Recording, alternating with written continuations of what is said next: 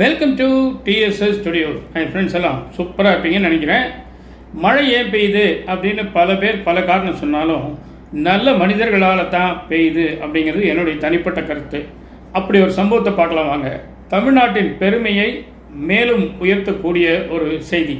அதாவது பழைய பாத்திரங்களை வாங்கி வியாபாரம் பண்ணக்கூடிய ஒரு தமிழர் கொல்லம் அப்படிங்கிற ஊரில், கேரளாவில் இருக்க ஊரில் பழைய பொருட்களை வாங்க போகிறார். இங்கிலீஷில் கொய்லான் அப்படிம்பாங்க. அதை திருவாண்டத்துக்கு முன்னாடி இருக்குது கொல்லம். அங்கே போய் பழைய பொருட்களை வாங்கிட்டு வராரு.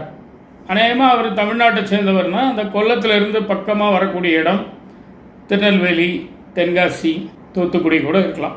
அது எந்த ஊரை சேர்ந்தவர்னு தெரியல. அவர் பேர் மகேஷ். அவர் பழைய பொருட்கள் எல்லாம் வாங்கிட்டு வந்துட்டார். இனி அதை தரம் பிரித்து உருக்கி ஏதோ பண்ணி அவர் வியாபாரம் பண்ண போகிறார்.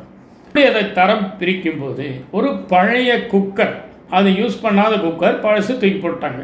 அதை திறந்து பார்த்தா உள்ள தங்க நகைகள் கொஞ்சமாக இருந்தாலும் இன்றைக்கி விலை அதிகம். ஒரு பவுன்னாலும் 60,000 சொல்கிறாங்க. தங்க நகை கொஞ்சம் அதிகமாகவே இருக்குது. உடனே அவர் என்ன பண்ணுறாரு, இந்த குக்கர் எங்கே எடுத்ததுன்னு கொஞ்சம் யோசித்து பார்க்குறாரு. அது எந்த வீட்டில் எடுத்ததுன்னு இவர் தெரிஞ்சு போச்சு.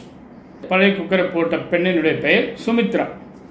இவர் நேராக என்ன பண்ணுறாரு, அதை எடுத்துகிட்டு மறுபடியும் கொல்லம் போய் அந்த வீட்டுக்கு போய் அந்த நகையை அவங்கக்கிட்ட ஒப்படைச்சிடுறார். எவ்வளோ பெரிய விஷயம் பார்த்தீங்களா? மழை ஏன் பெய்யுதுன்னு சொன்னேன்னா சரியாக இருக்கா? கண்டிப்பாக அதனால தான் பெய்யுது. நல்லார் ஒருவர் உளரையில் அவர் பொருட்டு எல்லாருக்கும் பெய்யும் மழை அப்படிங்கிற மாதிரி ஒரே ஒரு நல்லவருக்காக மழை கண்டிப்பாக பெய்கிறது. நிச்சயமாக அதில் எனக்கு சந்தேகமே இல்லை. எந்த அளவுக்கு ஒரு நேர்மை, நாணயம், நியாயம் அப்படி இருந்தால் இதை திருப்பி கொடுக்க முடியும். அதுவும் இன்றைக்கி விற்கிற விலைக்கு யாருக்குமே மனசு வராது. கொண்டு போய் கொடுத்துருக்காரு. ரொம்ப ஆச்சரியமான விஷயம். அது மட்டும் இல்லை, இது ஒரு வாட்ஸ்அப்பில் வந்த பதிவு. ஃபோட்டோவோடு போட்டிருக்காங்க.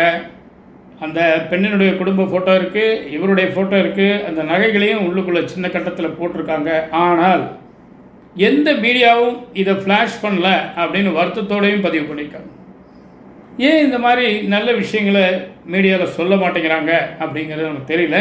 இது பொய்யினே வச்சுக்கலாம், சித்தரிக்கப்பட்டதுன்னே நம்ம வச்சுக்கோ.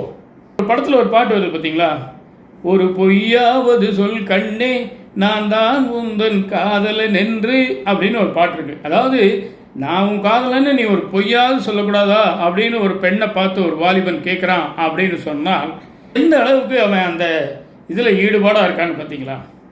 நான் தான் உன் காதலன்னு சொல்லிட்டேன்னா போதும், அதே எனக்கு போதும், அது உண்மையாக கூட இருக்க வேண்டாங்க. அதே மாதிரி தான் நானும் சொல்கிறேன். இது உண்மையான செய்தியாக இல்லாட்டி கூட கேட்குறக்கு எவ்வளோ சுகமாக, இதமாக, பதமாக இருக்குது பார்த்தீங்களா?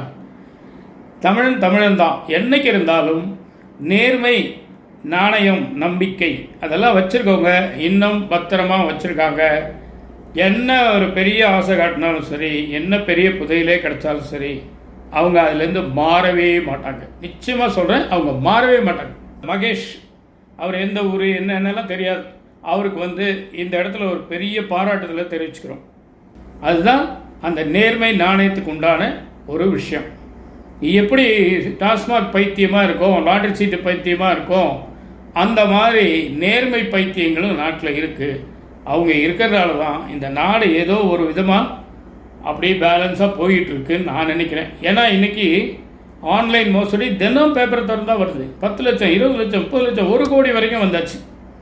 எத்தனை சொன்னாலும் சரி, அவங்க அந்த நேரத்துக்கு என்ன தோணுன்னு தெரில, டக்குன்னு போய் அந்த சிலந்தி வேலையில் ஒரு விட்டில் பூச்சி மாதிரி மாட்டிக்கிறாங்க.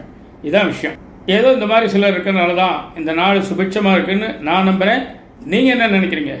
நிச்சயமாக இந்த விஷயம் உங்களுக்கு பிடிச்சிருக்கோன்னு நம்புகிறேன். உங்கள் கருத்துக்களை எதிர்பார்க்குறேன். மீண்டும் அடுத்த எபிசோடில் சந்திப்போமா? அதுவரை உங்களிடம் விடைபெறுவது உங்கள் அன்பர் டி. சாந்தக சுந்தரம், போத்தனூர், கோயம்புத்தூர். நன்றி, வணக்கம்.